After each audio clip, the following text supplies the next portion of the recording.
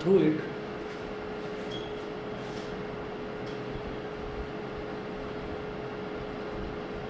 flow of charges through it, but permits them to exert electrostatic forces on one another.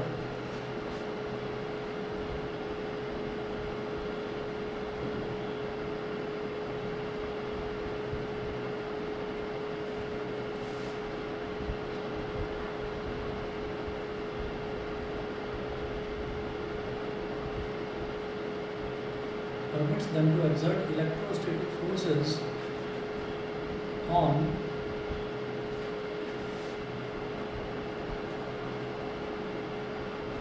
permits them to exert electrostatic forces on one another through it.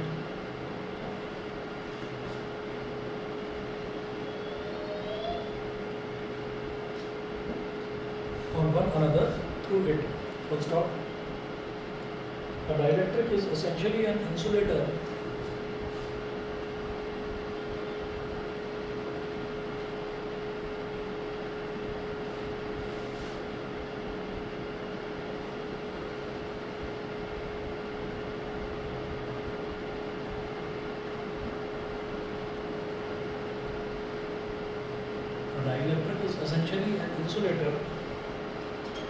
which can be polarized through small localized displacement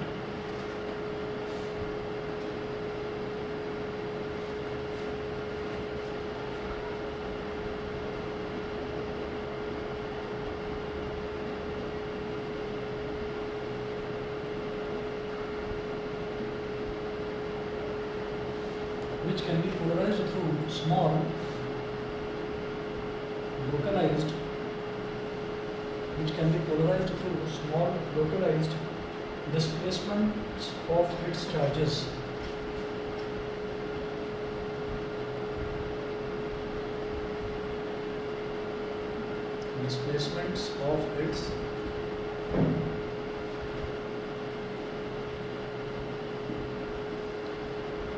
Displacements of its charges. अब dielectric की बात करी जा रही है तो dielectric एक ऐसा सब्सटेंस होता है, डाइलेक्ट्रिक को आप जनरली यही समझिए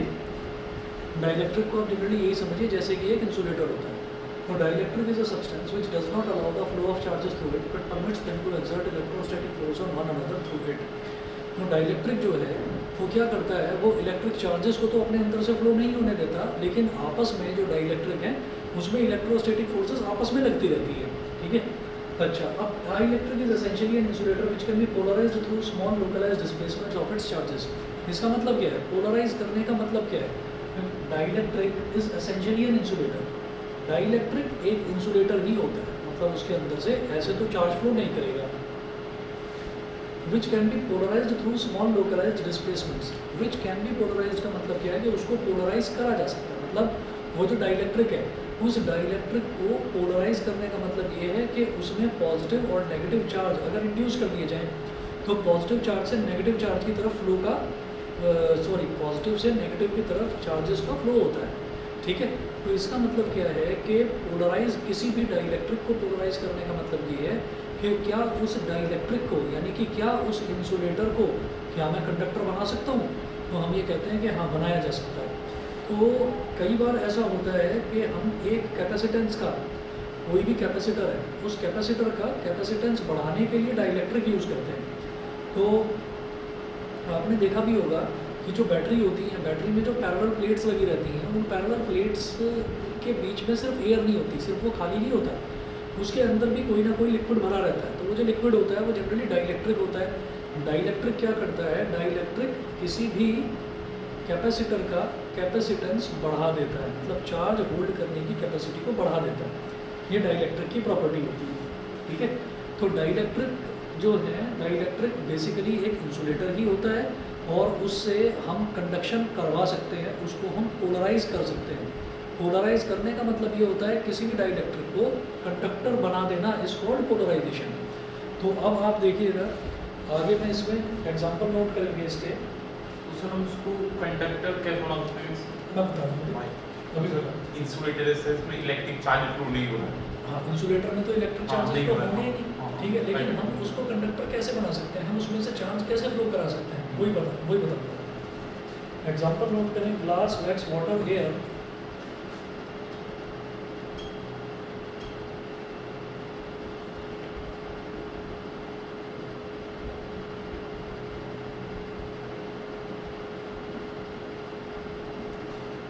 glass, wax, water, air, wood, rubber, stone, plastic, etc.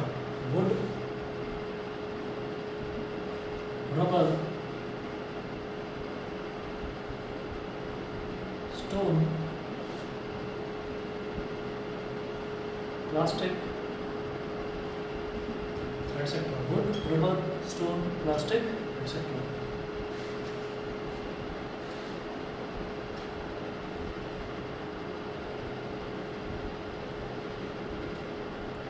हम नोट करेंगे difference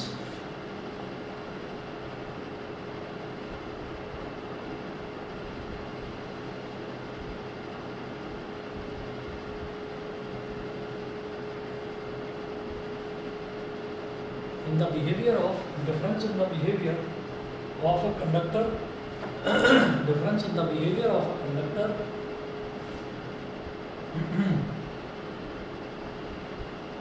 difference in the behavior of a conductor and a dielectric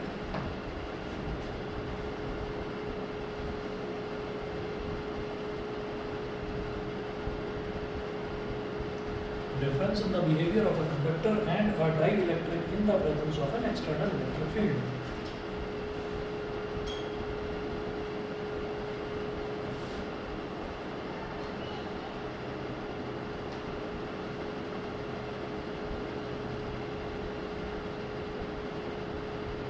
In the presence of an external electric field.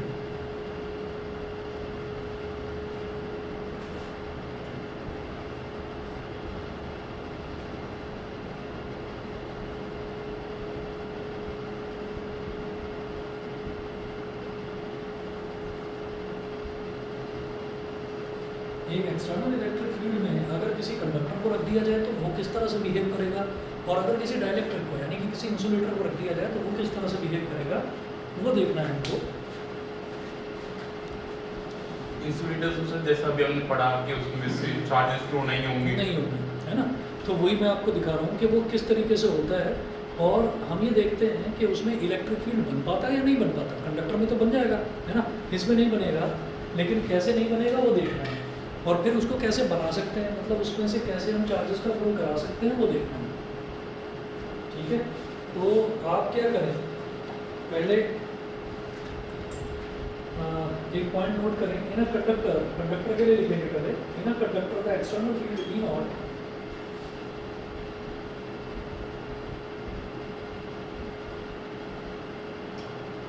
Derivation नहीं, explanation. तो पहले लिख लीजिए, in a conductor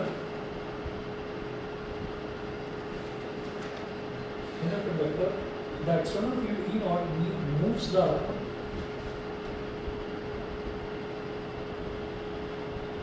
in a conductor the external field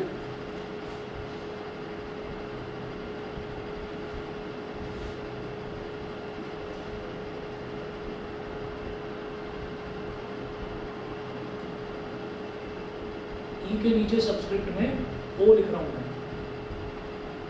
E not बोल देते हैं इसको, E not, E naught, O is for outer हो गया। In a conductor, the external field E naught moves the free charge carriers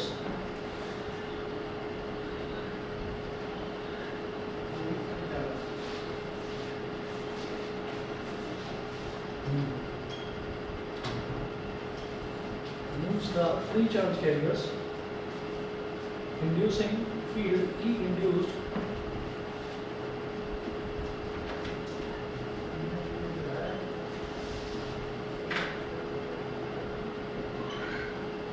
inducing field E induced E subscript में I and D in the opposite direction of E naught।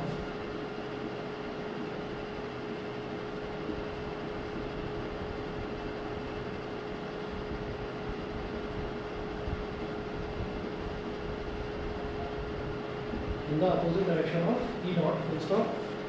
The process continues until the two fields cancel each other.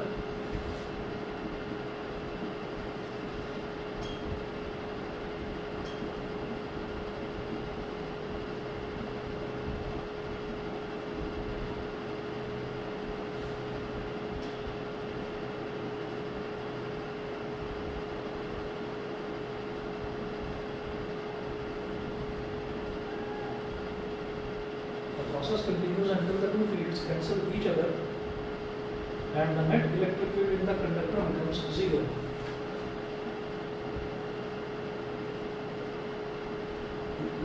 And the net electric field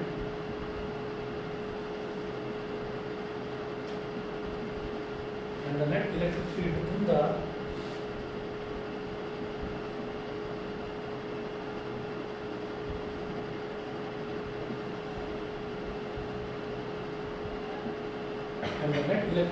conductor becomes zero. ठीक है, इसका एक diagram बनाइएगा। हमने ये कहा कि एक हमारे पास कंडक्टर है, कंडक्टर की कुछ ऐसी शेप बना दी हमने।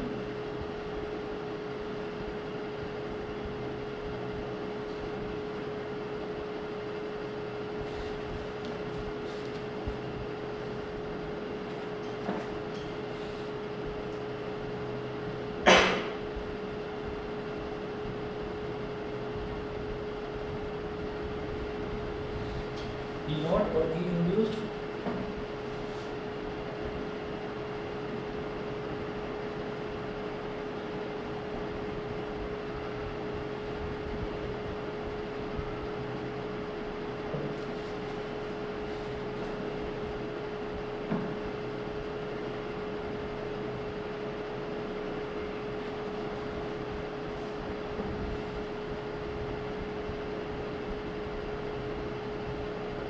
यहाँ पर लिखिएगा स्मॉल सिग्मा और सबस्क्रिप्ट में लिखिएगा फ्री। ऐसे यहाँ पर स्मॉल सिग्मा और सबस्क्रिप्ट में लिखिएगा फ्री। स्मॉल सिग्मा और सबस्क्रिप्ट में फ्री लिखने का मतलब क्या है? Free charge carriers. ये ऑनलाइन वालों को दिखाई दे रहा है, बताइए।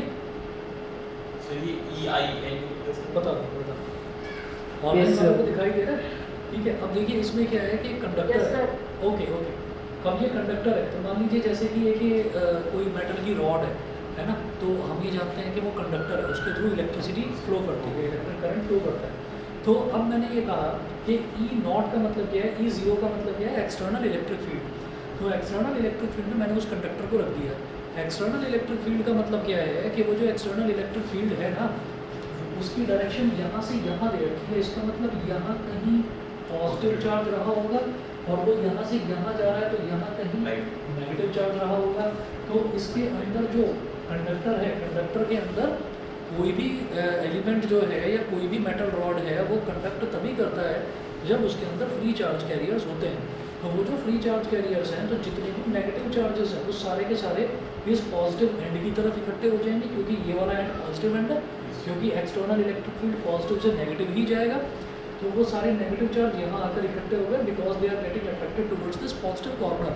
इसी तरह से जितने भी पॉजिटिव चार्जेस हैं वो सारे के सारे इस कॉर्नर पर आकर इकट्ठे हो गए because they are getting attracted this negative corner.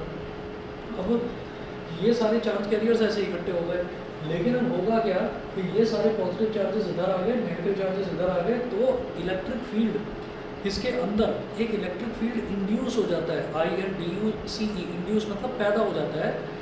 वो जो इंड्यूस्ड इलेक्ट्रिक फील्ड है उसकी डायरेक्शन पॉजिटिव से नेगेटिव की तरफ होती है। जब सारा पॉजिटिव चार्ज इधर इकट्ठा हो गया, सारा नेगेटिव चार्ज इधर इकट्ठा हो गया, तो इसका मतलब इस कंडक्टर के अंदर भी तो एक इलेक्ट्रिक फील्ड डेवलप हो जाएगा, ई इंड्यूस्ड। और ये इंड्यूस्ड इलेक्ट्रिक फील्ड तब तक डेवलप होता रहेगा जब तक ये ई नॉट और ई इंड्यूस्ड एक दूसरे के इक्वल नहीं हो जाते। और जब ये एक दूसरे के इक्वल हो जाते हैं तो ये पूरी तरह से उसको कैंसिल कर देते हैं। तो net electric field inside a conductor becomes zero.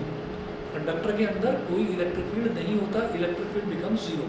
तो this is how a conductor behaves in an electric field. Conductor इस तरह से एक इलेक्ट्रिक फील्ड के अंदर काम करता है। ये हम कर चुके हैं, हम देख चुके हैं कि कंडक्टर के अंदर इलेक्ट्रिक फील्ड जीरो कैसे होता है। बताइए बेटा, ये वाला तो क्लियर है सभी को? ये सभी को क्लियर है? तो आगे चलें। रुद्रांश, गणेश, पार्थ, लक्ष्य, क्लियर है? ठीक है, चलिए। तो ये हमारा हुआ कंडक्टर के लिए। कंडक्टर के बाद फिर हम देखेंगे डाइलेक्ट्रिक किस तरह से बिहेव करता है। हाँ जी सर, आवाज़ बहुत धीरे आ रही है। कोई बात नहीं बेटा, दोबारा से एक बार करके देखो कनेक्ट, क्योंकि इधर तो मैंने माइक तो प्रॉपर लगा रखा है और थोड़ा ऐसा कर सकता हूँ उसको मैं बिल्कुल कॉलर के पास लगा सकता हूँ। अभी ठीक आ रही है?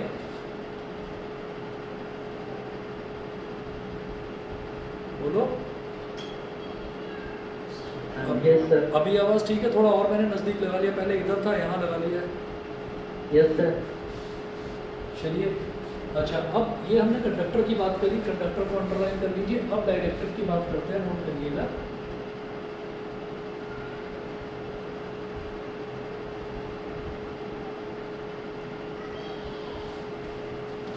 नोट करिएगा, in a dielectric the external field E naught induces the external field E naught induces dipole moment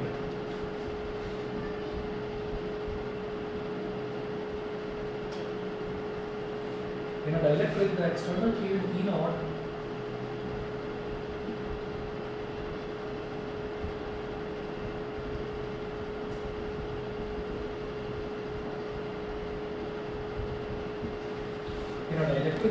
field E naught induces dipole moment by stretching or reorienting the molecules by stretching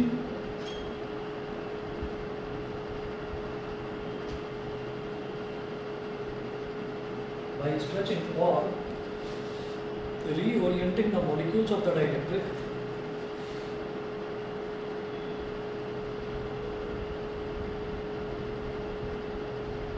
stretching or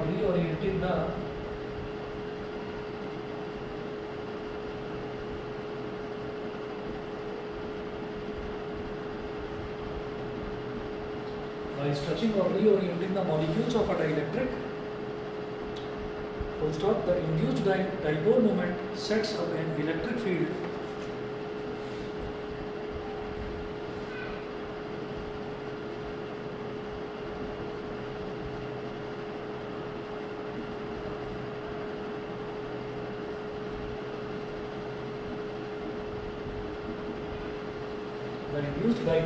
sets up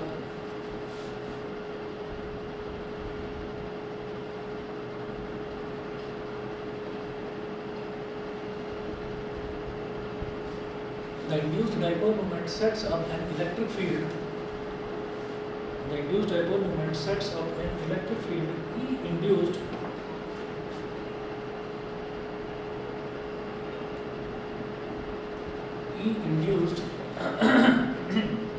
which opposes E naught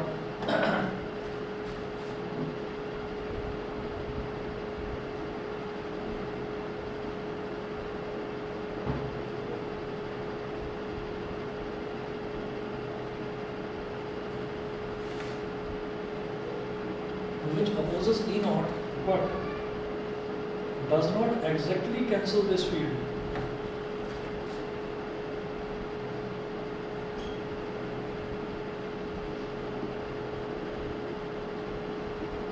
But does not exactly cancel this field. Full stop. It only reduces it.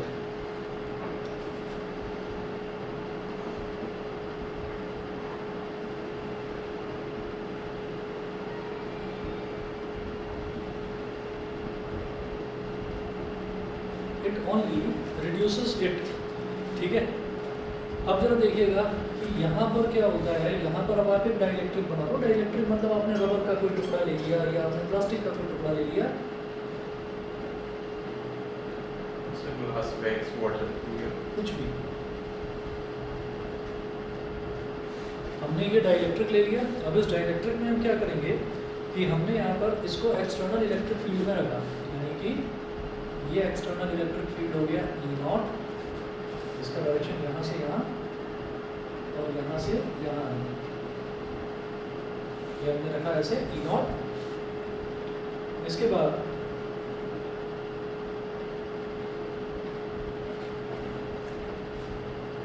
Negative negative negative, यहाँ लिखना sigma P, यहाँ लिखना positive positive positive, यहाँ लिखना sigma P। Sigma P का मतलब क्या है? Polarised charge carriers.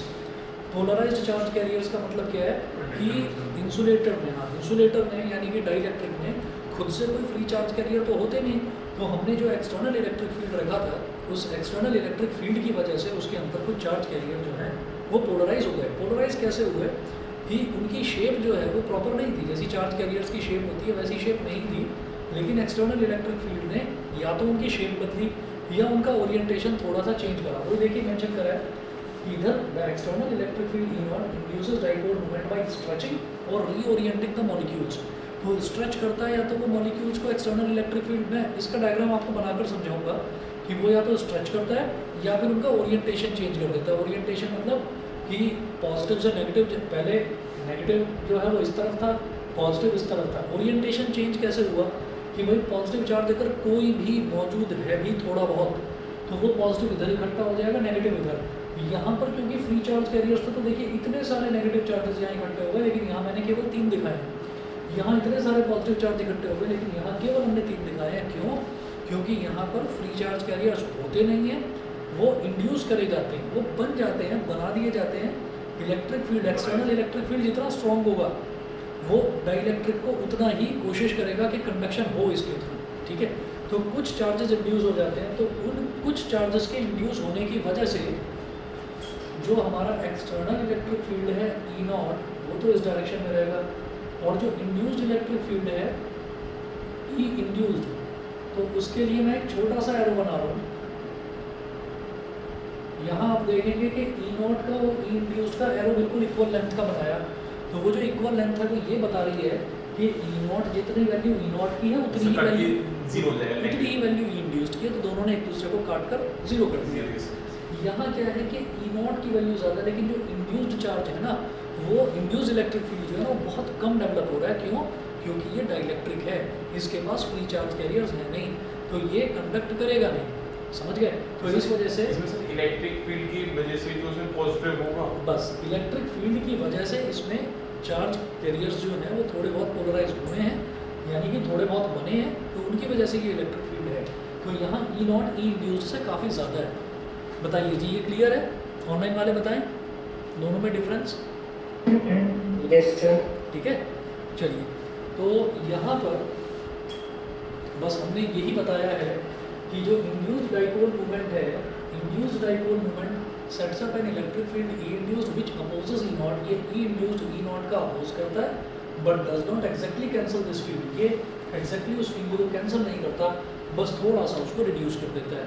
E not में से अगर हम नेट इलेक्ट्रिक फील्ड निकालेंगे तो ई नॉट बड़ी वैल्यू है, ई इंड्यूस्ड छोटी वैल्यू है। मान लीजिए 10 में से 2 सब्ट्रैक्ट कर दिया, तो वो थोड़ा सा उसने उसको रिड्यूस करा है, बस एग्जैक्टली कैंसिल आउट नहीं करा। ठीक है, इसके बाद नेक्स्ट आप टॉपिक लिखेंगे polar and non polar dielectrics.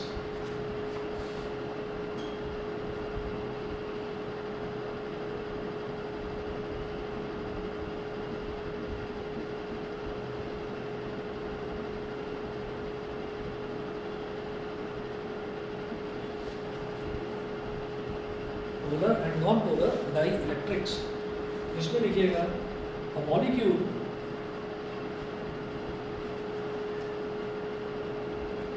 या पहले लिखिए अ डाइलेक्ट्रिक में consist of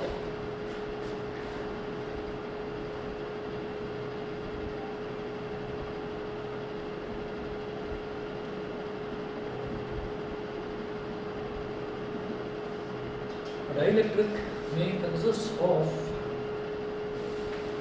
either polar or non-polar molecules. It consists of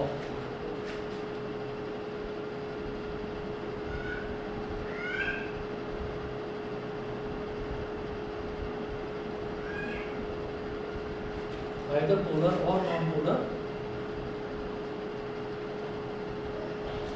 either polar or non-polar molecules. Full stop.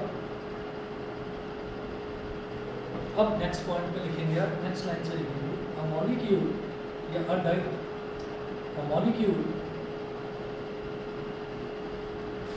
a molecule in which the center of mass of positive charges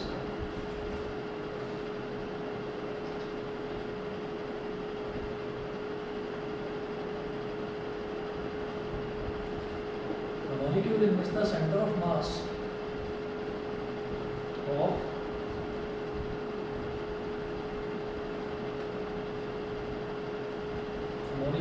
the center of mass of positive charges does not coincide with the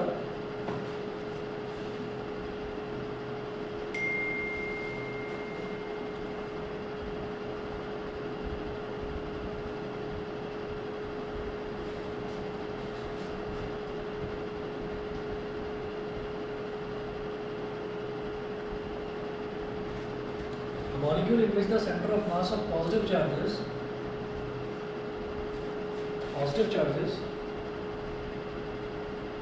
does not coincide with the center of mass of negative charges, does not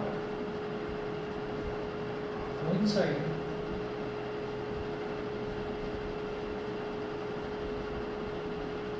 with the center of mass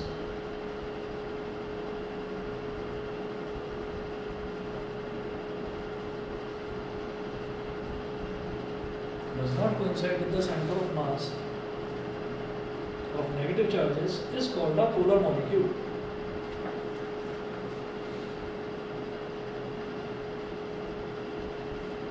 Is called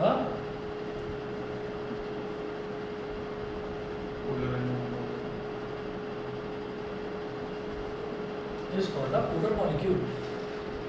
idea है polar और non polar का थोड़ा बहुत? नहीं, chemistry में chemistry वाला ही है कुछ आइडिया? केमिस्ट्री में सर रॉल्ट लॉ से था सर, वो जो रॉल्ट लॉ फॉलो करता है। चलो छोड़ो, मैं बताऊँ। A molecule in which the center of mass of positive charges does not coincide with the center of mass of negative charges is called a polar molecule. ठीक है, देखिए कभी भी हम किसी मॉलिक्यूल की बात करते हैं तो उस मॉलिक्यूल में कुछ पॉजिटिव चार्जेस होते हैं, कुछ नेगेटिव चार्जेस होते हैं। अब मैं कुछ एग्जांपल्स लूँगा पोलर मॉलिक्यूल के, और उसमें ये कहा जाता है कि अगर पॉजिटिव चार्ज का centre of mass negative charge के सेंटर ऑफ मास के साथ कोइंसाइड नहीं करता, कोइंसाइड मतलब मैच नहीं करता, बिल्कुल एक पॉइंट पर ही नहीं आ जाता। कोइंसाइड का मतलब ये होता है कि एक जगह मिलता नहीं है, तो हम उसको बोल देते हैं पोलर मॉलिक्यूल, अगर वो कोइंसाइड नहीं करता। ठीक है, तो इसको एक दूसरी तरीके से भी हम समझ सकते हैं, और ये चीज़ आपको शायद अगर केमिस्ट्री में सिलेबस में ये होगा तो वहाँ पर भी ये चीज़ आपको हेल्प करेगी। मैं समझाने की कोशिश करता हूँ, नहीं समझ में आया तो प्लीज़ बताना। एग्जाम्पल्स देखेंगे पोलर मॉलिक्यूल के और नॉन पोलर मॉलिक्यूल के। तो जो पोलर मॉलिक्यूल होगा उसी की हेल्प से पोलर डाइलेक्ट्रिक बनता है, और जो नॉन पोलर मॉलिक्यूल होगा उसी की हेल्प से नॉन पोलर डाइलेक्ट्रिक बनता है। तो पहले पोलर मॉलिक्यूल की बात करते हैं।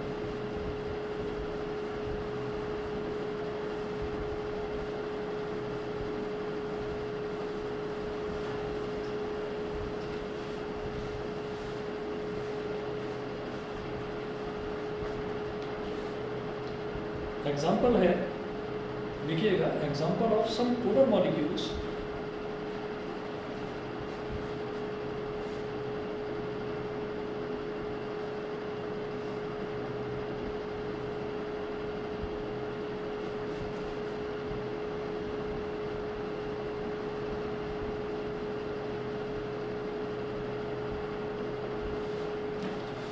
पोलर मॉलिक्यूल्स के एग्जाम्पल हैं HCl, H2O,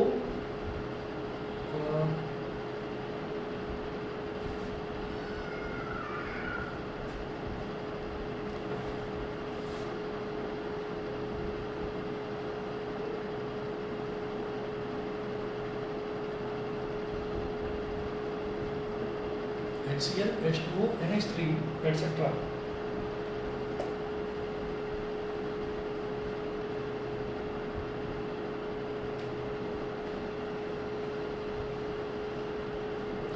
देखिएगा, हम सबसे पहले बात करते हैं यहाँ पर HCl की। तो HCl जो है, अगर हम HCl की बात करें तो HCl में एक हाइड्रोजन होता है और एक क्लोरीन होता है। ठीक है, हाइड्रोजन का एक एटम और क्लोरीन का एक एटम HCl में।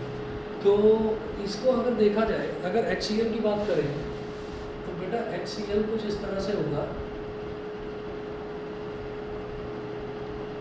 H1+ Cl1-। तो ये तो पॉजिटिव वाला हो गया, पॉजिटिव चार्ज हो गया, कैटायन हो गया, ये नेगेटिव चार्ज हो गया। अच्छा, हाइड्रोजन जो है, हाइड्रोजन का साइज बता दो कितना होगा, ऐसे ही सोचो जरा। हाइड्रोजन का एटॉमिक नंबर 1 होता है, छोटा साइज होगा, ठीक है ना, छोटा साइज होगा। क्लोरीन का एटॉमिक नंबर 17 होता है, तो हाइड्रोजन के कंपैरिजन में काफ़ी बड़ा होगा। ठीक है, तो हम क्या करेंगे कि जो भी हम जिस भी एटम की या जिस भी हम आयन की बात करते हैं, जैसे मान लीजिए हाइड्रोजन है, तो हाइड्रोजन की अगर मैं बात करूँगा तो हाइड्रोजन की जब हम बात करेंगे तो हाइड्रोजन को हम स्फेरिकल शेप का ही मानकर चलेंगे। तो हम किसी भी, अगर हम किसी भी एलिमेंट की बात करते हैं तो हम उसको स्फेरिकली लेकर चलते हैं। क्यों? क्योंकि जो उनके इलेक्ट्रॉन्स हैं वो भी सब उसी तरीके से घूमते हैं सर्कुलर ऑर्बिट्स में, तो हम उसको स्फेरिकल शेप का लेकर चलेंगे। तो हाइड्रोजन को हमने ऐसे दिखाया कि ये H है पॉजिटिव, और जो क्लोरीन है इसको मैं बड़ा दिखाऊंगा माइनस, नेगेटिव चार्ज है। अब आप ये देखिएगा कि इसका हाइड्रोजन का ये पॉजिटिव चार्ज सारा का सारा यहाँ है, तो इसका सेंटर ऑफ मास कहाँ पर हो गया? यहाँ। और क्लोरीन का इसका सेंटर ऑफ मास कहाँ पर हो गया? यहाँ। तो क्या इनके सेंटर ऑफ मास कोइंसाइड कर रहे हैं? हम ये कहेंगे नहीं, दूर है, सेंटर ऑफ मास दूर है, ठीक है। तो इनके सेंटर ऑफ मास कोइंसाइड नहीं कर रहे हैं, तो ये पोलर मॉलिक्यूल है। अब एक दूसरी चीज़ फिजिक्स के अंदाज में इसको समझते हैं, तो हम ये कहेंगे कि भाई अगर फिजिक्स के स्टाइल में इसको समझने की कोशिश करें तो भाई ये नेगेटिव चार्ज का सेंटर हो गया, centre of mass of negative charge, तो नेगेटिव चार्ज का सेंटर हो गया ये, और ये पॉजिटिव चार्ज का सेंटर हो गया। तो नेगेटिव से पॉजिटिव की डायरेक्शन में क्या होता है? Dipole movement. तो डाइपोल मूवमेंट की डायरेक्शन मिल गई मेरे को, डाइपोल मूवमेंट की डायरेक्शन मेरे को मिल गई, तो डाइपोल मूवमेंट बनेगा कहाँ? पोलर में। पोलर मॉलिक्यूल अगर कोई होगा तो उसी में डाइपोल मूवमेंट आपको बनता हुआ दिखाई देगा, डाइपोल मूवमेंट आपको बनता हुआ दिखाई देगा पोलर मॉलिक्यूल में। तो इसका मतलब क्या है कि ये पोलर मॉलिक्यूल है। दो तरीके हो गए समझने के। एक तरीका ये कि भाई सेंटर ऑफ मास पॉजिटिव और नेगेटिव चार्ज को कोइंसाइड नहीं करेगा, उसको हम बोलेंगे पोलर मॉलिक्यूल। दूसरा तरीका ये कि नेगेटिव से पॉजिटिव की डायरेक्शन में जाता हुआ मेरे को सीधा सीधा डाइपोल मूवमेंट दिखाई दे रहा है। तो डाइपोल मूवमेंट जो है वो नेगेटिव के सेंटर ऑफ मास से पॉजिटिव के सेंटर ऑफ मास तक जाएगा, तो because there is a dipole movement, that's why this is polar. ये पोलर मॉलिक्यूल है। समझ में आ गया? सेंटर तो सर किसी का कोइंसाइड करेगा ही नहीं। और उस पर भी बताइए भाई, समझ में आ गया इतना? Yes, sir. ठीक है, अच्छा। उसके बाद बात करता हूँ मैं, दूसरा एग्जांपल लेता हूँ। दूसरा एग्जांपल लेता हूँ H2O का। तो जो H2O है, H2O में क्या होगा? दो तो हाइड्रोजन के होंगे आयंस और दो होंगे ऑक्सीजन के।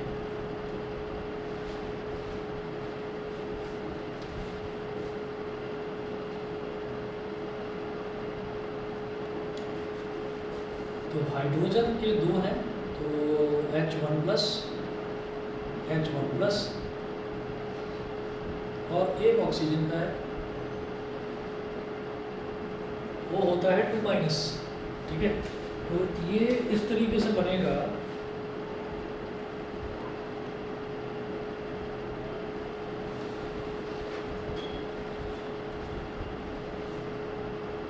हाइड्रोजन 1 प्लस का मतलब क्या है कि हाइड्रोजन ने एक इलेक्ट्रॉन डोनेट कर दिया, एक इलेक्ट्रॉन डोनेट कर दिया, तो इसके पास 2 इलेक्ट्रॉन्स की कमी है, तो इसने एक इलेक्ट्रॉन इसको दे दिया, इस हाइड्रोजन ने भी एक इलेक्ट्रॉन इसको दे दिया। तो इसकी शेप कुछ ऐसी बनेगी। ये तो हाइड्रोजन है H प्लस, ये हाइड्रोजन है H प्लस, और ये ऑक्सीजन है। ऑक्सीजन थोड़ा सा बड़ा बनाएंगे। ऑक्सीजन बड़ा क्यों बनाएंगे? क्योंकि ऑक्सीजन के पास